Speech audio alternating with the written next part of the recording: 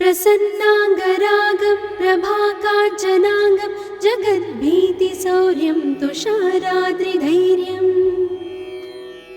तृणीभूतहेतिं रणोद्यद्विभूतिं भजे वायुपुत्रं पवित्राप्तमित्रम् भजे पावनं भावनानित्यवासम् भजे बालभानं प्रभाचारुभासम्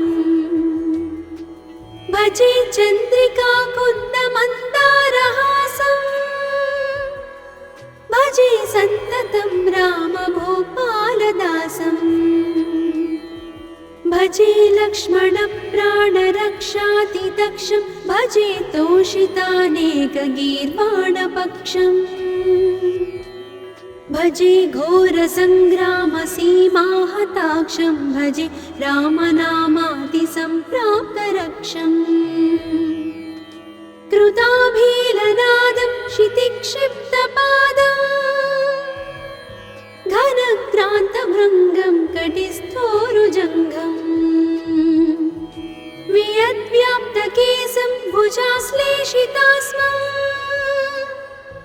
जयश्रीसमेतं भजे रामदूतम् चलद्वालघातं भ्रमच्चक्रवालं कठोराट्टहासं प्रभिन्नाब्जजाण्डम् महासिंहनादाद्विशीर्णत्रिलोकं भजे आञ्जनेयं प्रभुं वज्रकायम् रणे भीषणे मेघनादे सनादे सरोषे समारोपिते मित्रमुखे खगानां घनानां सुराणां च मार्गे नतं तं वहं तं हनुमन्तमीडे कनद्रत्नजम्भारिदम्भोळिधारं कनद्दन्तनिर्धूतकालोग्रदन्तम् पदाघातभीताब्धिभूताधिवासं रणक्षोणिदक्षं भजे पिङ्गळाक्षम् महाग्राहपीडा महोत्पातपीडा महारोगपीडा महातीव्रपीडा हरत्यासुते पादपद्मानुरक्तो नमस्ते कपिश्रेष्ठ रामप्रियो यः सुधा सिन्धुमुल्लङ्घ्य नाथोग्रदीप्तः सुधा चौषधीस्ता प्रगुप्तप्रभावः षडद्रोणशैलस्य सारेण सेतुं विना भूस्वयं कः समर्थः कपीन्द्रः निरातङ्कमाविश्य लङ्कां विसङ्गो भवानेव सीतातिशोकापहारी समुद्रान्तरङ्गादिरौद्रं विनिद्रम् विलङ्घ्योरुजङ्घस्तुता मर्त्यसङ्घः रमानाथ रामः क्षमानाथ रामः अशोकेन शोकं विहाय प्रहर्षम् वनान्तर्घनं जीवनं दानवानं विपाट्य प्रहर्षात् हनूमान् त्वमेव जराभारतो भूरिपीडां शरीरे निराधारणारूढगाढप्रतापे भवत्पादभक्तिं भवद्भक्तिरक्तिं कुरु श्रीहनुमत्प्रभो मे दयाळो महायोगिनो ब्रह्मरुद्रादयो वा न जानन्ति तत्त्वं निजं राघवस्य कथं ज्ञायते मातृसे नित्यमेव प्रसीद प्रभो वानरेन्द्रो नमस्ते नमस्ते महासत्त्ववाहाय तुभ्यं नमस्ते महावज्रदेहाय तुभ्यं नमस्ते परिभूतसूर्याय तुभ्यम् सर्वकार्याय तुभ्यम् नमस्ते सदा ब्रह्मचर्याय तुभ्यं नमस्ते सदा वायुपुत्राय तुभ्यम् नमस्ते सदा पिङ्गळाक्षाय तुभ्यं नमस्ते सदा रामभक्ताय तुभ्यम् हनुमद्भुजङ्गप्रयातं प्रभाते प्रदोषेऽपि वाचार्थरात्रेऽपि मर्त्यः पठन्नस्नतोऽपि प्रमुक्ताघजालः सदा सर्वदा रामभक्तिं प्रयाति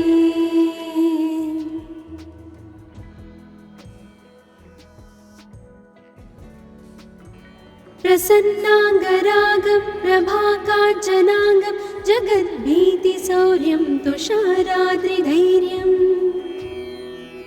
तृणीभूतहेतिं रणोद्यद्विभूतिं भजे वायुपुत्रं पवित्राप्तमित्रम् भजे पावनं भावनानित्यवासम् भजे बालभानं प्रभाचारुभासम्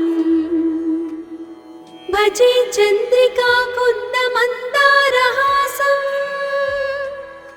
भजे सन्ततं रामभूपालदासम् भजे लक्ष्मणप्राणरक्षातिदक्षं भजे तोषितानेकगीर्वाणपक्षम् भजे घोरसङ्ग्रामसीमाहताक्षं भजे रामनामातिसम्प्राप्तरक्षम् कृताभीलनादं क्षितिक्षिप्तपादम्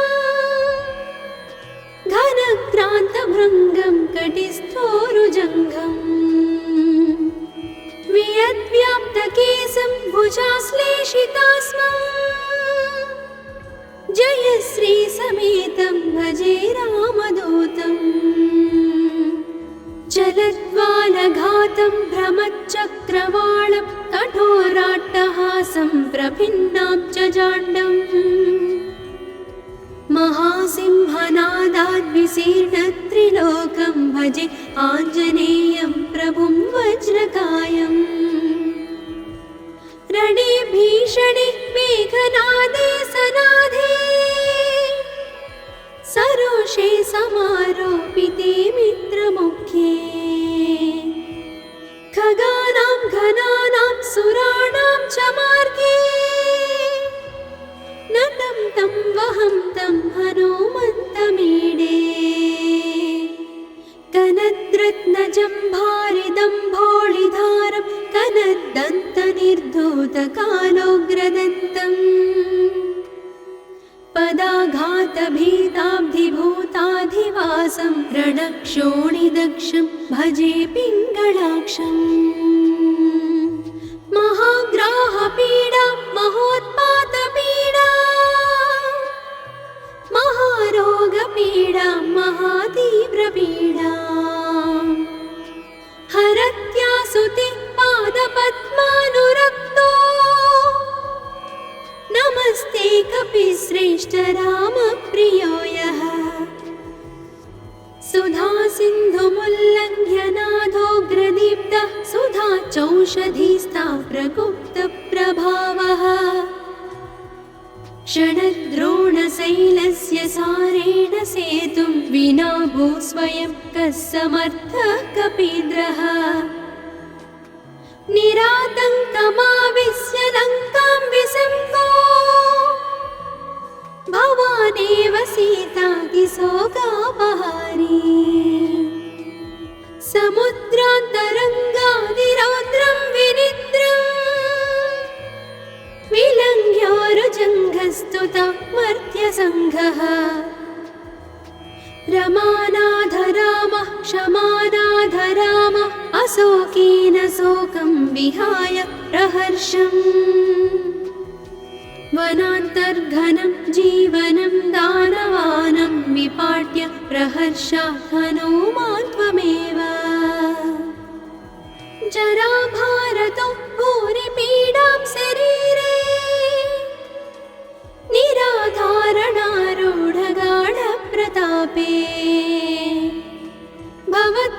पादभक्तिं भवद्भक्तिरक्तिं कुरु श्रीहनुमत्प्रभो मे दयाळो। महायोगिनो ब्रह्मरुद्रादयो वा न जानन्ति तत्त्वं निजं राघवस्य। कथं ज्ञायते मातृसेनित्यमेव प्रसीद प्रभो वानरेन्द्रो नमस्ते। नमस्ते महासत्त्ववाहाय तुभ्यं नमस्ते महावज्रदेहाय तुभ्यं नमस्ते परिभूतसूर्याय तुभ्यं नमस्ते कृतामर्त्यकार्याय तुभ्यं नमस्ते सदा ब्रह्मचर्याय तुभ्यं नमस्ते सदा वायुपुत्राय तुभ्यं नमस्ते सदा पिङ्गळाक्षाय तुभ्यं नमस्ते सदा रामभक्ताय तुभ्यं हनुमद्भुजङ्गप्रयातं प्रभाते प्रदोषेऽपि वाचार्थरात्रेऽपि मर्त्यः पठन्नस्नतोऽपि प्रमुक्ताघजालः सदा सर्वदा रामभक्तिं प्रयाति।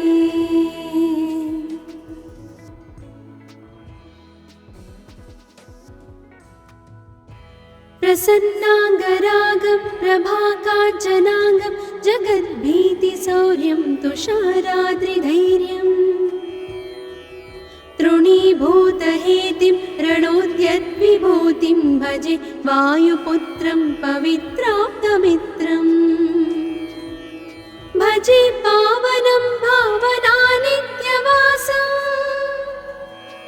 भजे बालभानुं प्रभाचारुभासम् भजे चन्द्रिकाकुन्दमन्दारहासम् भजे सन्ततं रामभूपालदासम्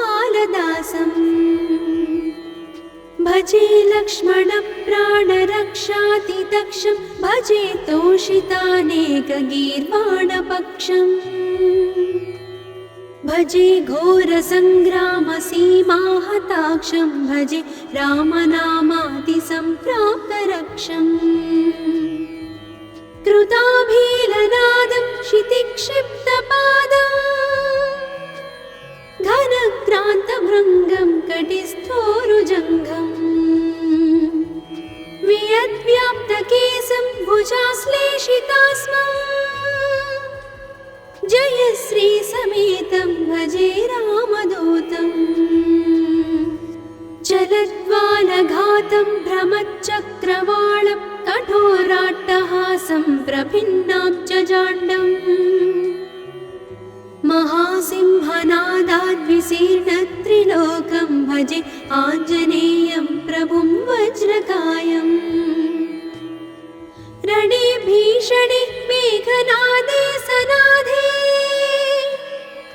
सरोषे समारोपिते मित्रमुख्ये खगानां घनानां सुराणां च मार्गे नतं तं वहं तं हनुमन्तमीडे कनद्रत्नजम्भारिदम्भोळिधारं कनद्दन्तनिर्धूतकालोग्रदन्तम् पदाघातभीताब्धिभूताधिवासं रणक्षोणिदक्षं भजे पिङ्गळाक्षम् महाग्राहपीडा महोत्पातपीडा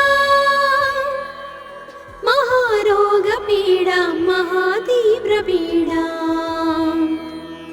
हरत्यासुते पादपद्मानुरक्तो नमस्ते कपिश्रेष्ठ रामप्रियो यः सुधा सिन्धुमुल्लङ्घ्य नाथोग्रदीप्तः सुधा चौषधीस्ता प्रगुप्तप्रभावः षडद्रोणशैलस्य सारेण सेतुं विना भूस्वयं कः समर्थः कपीन्द्रः निरातङ्कमाविश्य लङ्कां विसम्पो भवानेव सीतातिशोकापहारी समुद्रान्तरङ्गादिरौद्रं विनिद्रम् विलङ्घ्योरुजङ्घस्तुता मर्त्यसङ्घः रमानाधरामः क्षमानाधरामः अशोकेन शोकं विहाय प्रहर्षम् वनान्तर्घनं जीवनं दानवानं विपाट्य प्रहर्षात् हनूमान् त्वमेव जराभारतो भूरिपीडां शरीरे निराधारणारूढगाढप्रतापे भवत्पादभक्तिं भवद्भक्तिरक्तिं कुरु श्रीहनुमत्प्रभो मे दयाळो महायोगिनो ब्रह्मरुद्रादयो वा न जानन्ति तत्त्वं निजं राघवस्य कथं ज्ञायते मातृसे नित्यमेव प्रसीद प्रभो वानरेन्द्रो नमस्ते नमस्ते महासत्त्ववाहाय तुभ्यं नमस्ते महावज्रदेहाय तुभ्यं नमस्ते परिभूतसूर्याय तुभ्यं नमस्ते कृतामर्त्यकार्याय तुभ्यं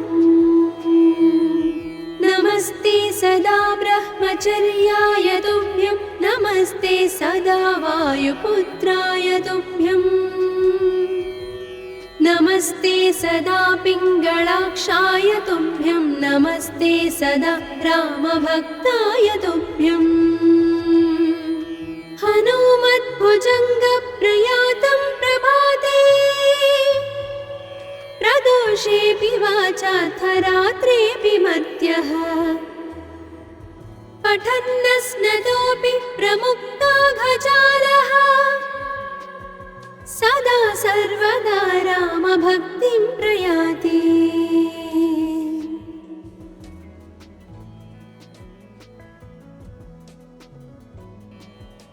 प्रसन्नाङ्गरागं प्रभाकाञ्चनाङ्गं जगद्भीतिशौर्यं तुषाराद्रिधैर्यम् तृणीभूतहेतिं रणोद्यद्विभूतिं भजे वायुपुत्रं पवित्राप्तमित्रम् भजे पावनं भावनानित्यवासम् भजे बालभानुं प्रभाचारुभासम् भजे चन्द्रिकाकुन्दमन्दारहासम् भजे सन्ततं रामभूपालदासम् भजे लक्ष्मणप्राणरक्षातिदक्षं भजे तोषितानेकगीर्वाणपक्षम् भजे घोरसङ्ग्रामसीमाहताक्षं भजे रामनामातिसम्प्राप्तरक्षम् कृताभीलनादं क्षितिक्षिप्तपादं घनक्रान्तभृङ्गं कटिस्थोरुजङ्घम् वियद्व्याप्तकेशं भुजाश्लेषितास्मम् जयश्रीसमेतं भजे रामदूतं चलद्वालघातं भ्रमच्चक्रवालं कठोराट्टहासं प्रभिन्नाब्जजाण्डम् महासिंहनादाद्विशीर्णत्रिलोकं भजे आञ्जनेयं प्रभुं वज्रकायम् रणे भीषणे मेघनादे सनादे सरोषे समारोपिते मित्रमुख्ये खगानां घनानां सुराणां च मार्गे नतं तं वहं तं हनुमन्तमीडे कनद्रत्नजम्भारिदम्भोळिधारं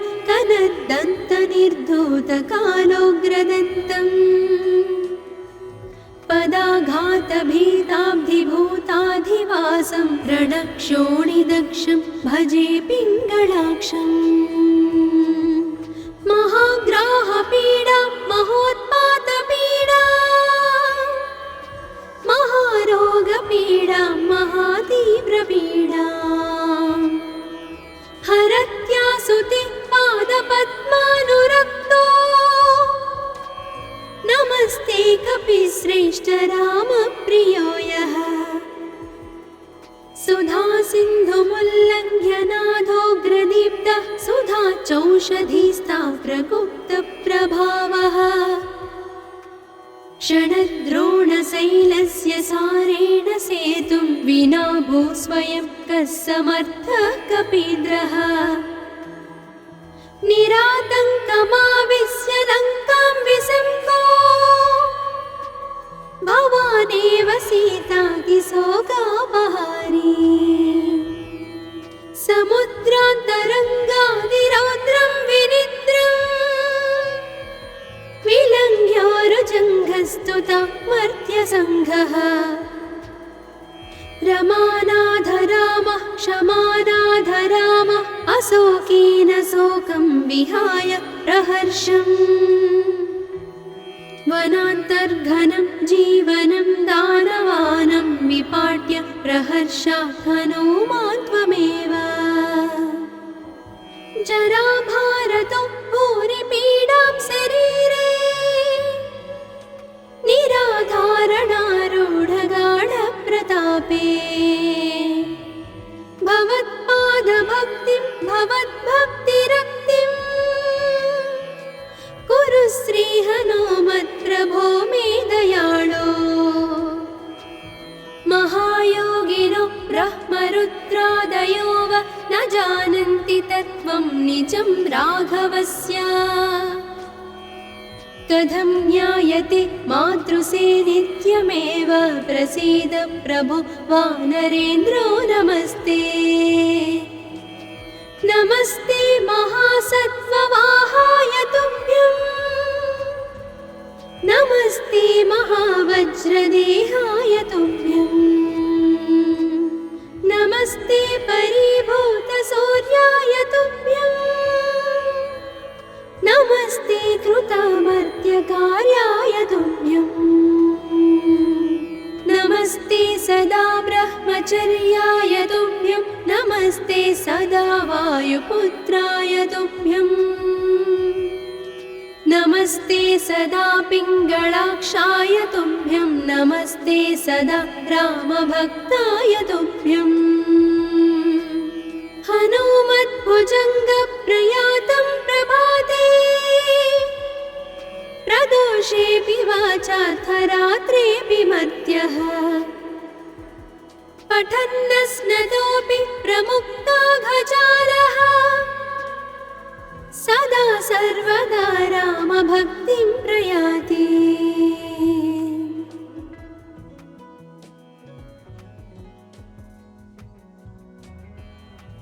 प्रसन्नाङ्गरागं प्रभाकाञ्चनाङ्गं जगद्भीतिशौर्यं तुषाराद्रिधैर्यम् तृणीभूतहेतिं रणोद्यद्विभूतिं भजे वायुपुत्रं पवित्राप्तमित्रम् भजे पावनं भावनानित्यवासम् भजे बालभानुं प्रभाचारुभासम् भजे चन्द्रिकाकुन्दमन्दारहासम् भजे सन्ततं रामभूपालदासम् भजे लक्ष्मणप्राणरक्षातिदक्षं भजे तोषितानेकगीर्वाणपक्षम् भजे घोरसङ्ग्रामसीमाहताक्षं भजे रामनामातिसम्प्राप्तरक्षम् कृताभीलनादं क्षितिक्षिप्तपादं घनक्रान्तभृङ्गं कटिस्थोरुजङ्घम् वियद्व्याप्तकेशं भुजाश्ले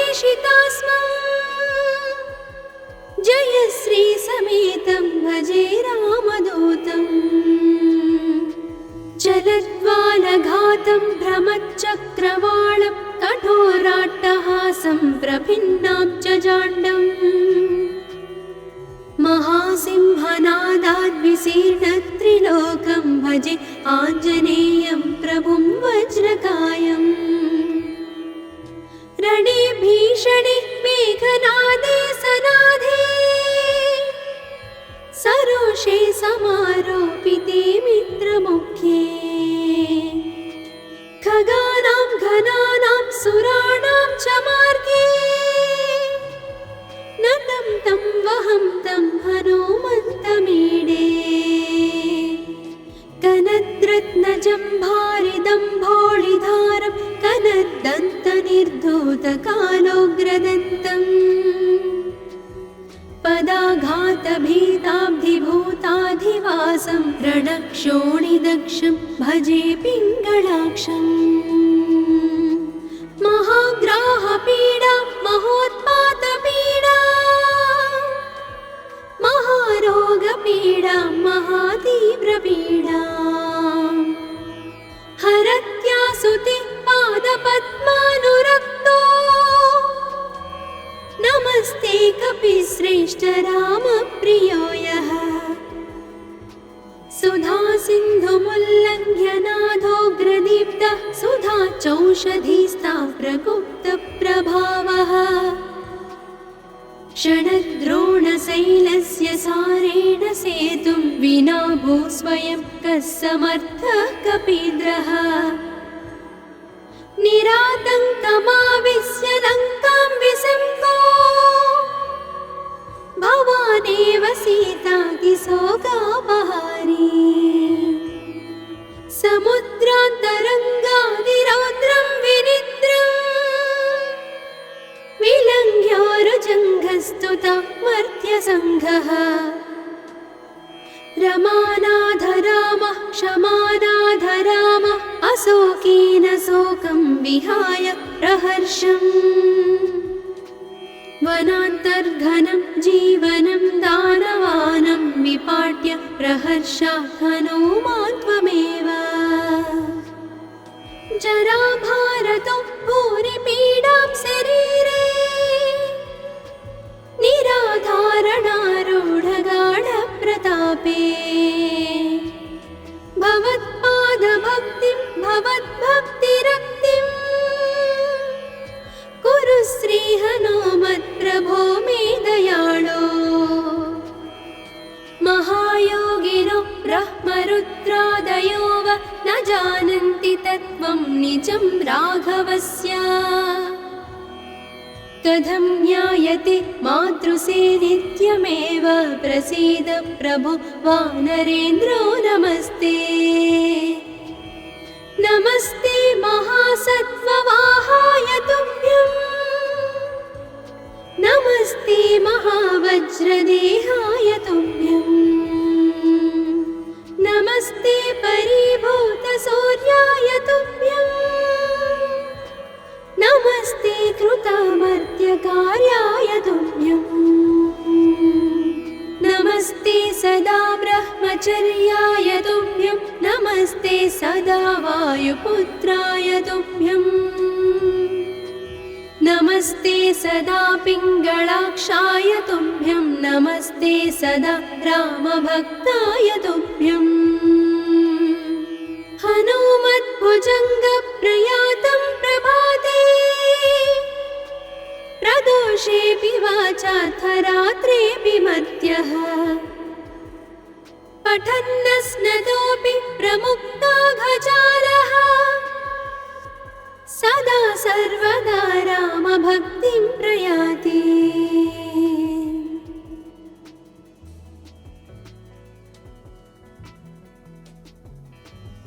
प्रसन्नाङ्गरागं प्रभाकाञ्चनाङ्गं जगद्भीतिशौर्यं तुषाराद्रिधैर्यम् तृणीभूतहेतिं रणोद्यद्विभूतिं भजे वायुपुत्रं पवित्राप्तमित्रम् भजे पावनं भावनानित्यवासम् भजे बालभानुं प्रभाचारुभासम् भजे चन्द्रिकाकुन्दमन्दारहासम्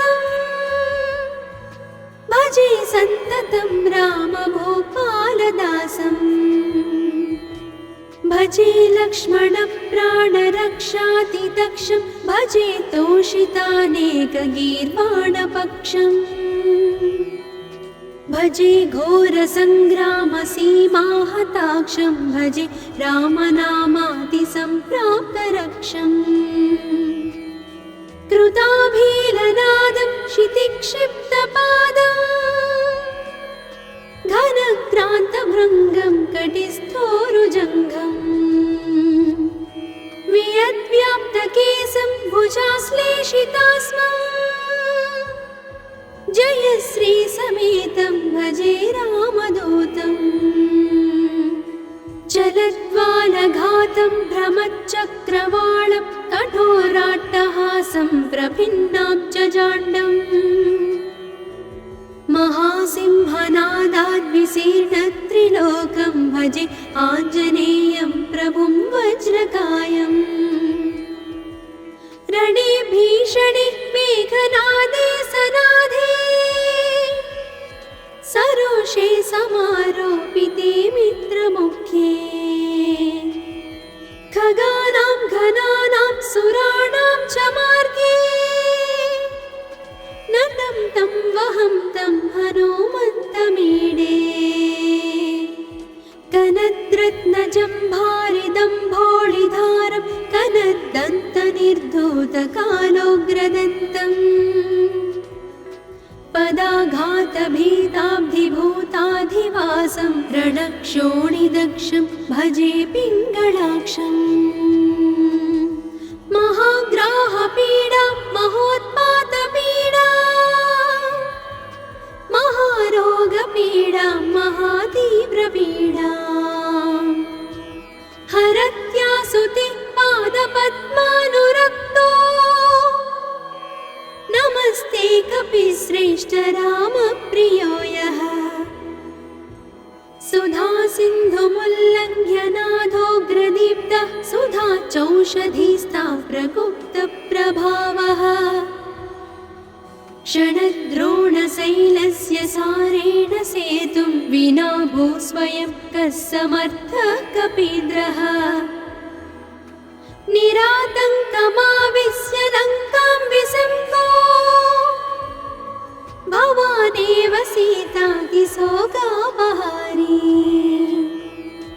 समुद्रान्तरङ्गादिरौद्रं विनिद्रम् विलङ्घ्योरुजङ्घस्तुता मर्त्यसङ्घः रमानाथ रामः क्षमानाथ रामः अशोकेन शोकं विहाय प्रहर्षम् वनान्तर्घनं जीवनं दानवानं विपाट्य प्रहर्षात् हनूमान् त्वमेव जराभारतो भूरिपीडां शरीरे निराधारणारूढगाढप्रतापे भवत्पादभक्तिं भवद्भक्तिरक्तिं कुरु श्रीहनुमत्प्रभो मे दयाळो महायोगिनो ब्रह्मरुद्रादयो वा न जानन्ति तत्त्वं निजं राघवस्य कथं ज्ञायते मातृसे नित्यमेव प्रसीद प्रभो वानरेन्द्रो नमस्ते नमस्ते महासत्त्ववाहाय तुभ्यं नमस्ते महावज्रदेहाय तुभ्यं नमस्ते परिभूतसूर्याय तुभ्यं नमस्ते कृतामर्त्यकार्याय तुभ्यं नमस्ते सदा ब्रह्मचर्याय तुभ्यं नमस्ते सदा वायुपुत्राय तुभ्यं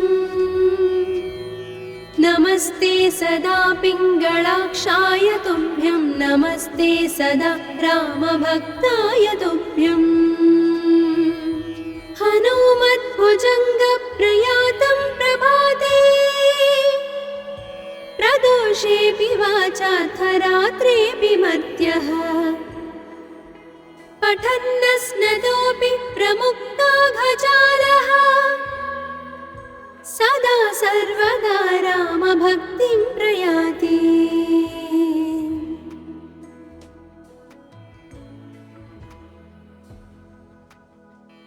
प्रसन्नाङ्गरागं प्रभाकाञ्चनाङ्गं जगद्भीतिशौर्यं तुषाराद्रिधैर्यम् तृणीभूतहेतिं रणोद्यद्विभूतिं भजे वायुपुत्रं पवित्राप्तमित्रम् भजे पावनं भावनानित्यवासम् भजे बालभानुं प्रभाचारुभासम् भजे चन्द्रिकाकुन्दमन्दारहासम् भजे सन्ततं रामभूपालदासम् भजे लक्ष्मणप्राणरक्षातिदक्षं भजे तोषितानेकगीर्वाणपक्षम् भजे घोरसङ्ग्रामसीमाहताक्षं भजे रामनामातिसम्प्राप्तरक्षम् कृताभीलनादं क्षितिक्षिप्तपादं घनक्रान्तभृङ्गं कटिस्थोरुजङ्घम् वियद्व्याप्तकेशं भुजाश्लेषितास्मम् जयश्रीसमेतं भजे रामदूतम् चलद्वालघातं भ्रमच्चक्रवालं कठोराट्टहासं प्रभिन्नाब्जजाण्डम् महासिंहनादाद्विशीर्णत्रिलोकं भजे आञ्जनेयं प्रभुं वज्रकायम् रणे भीषणे मेघनादे सनादे सरोषे समारोपिते मित्रमुख्ये खगानां घनानां सुराणां च मार्गे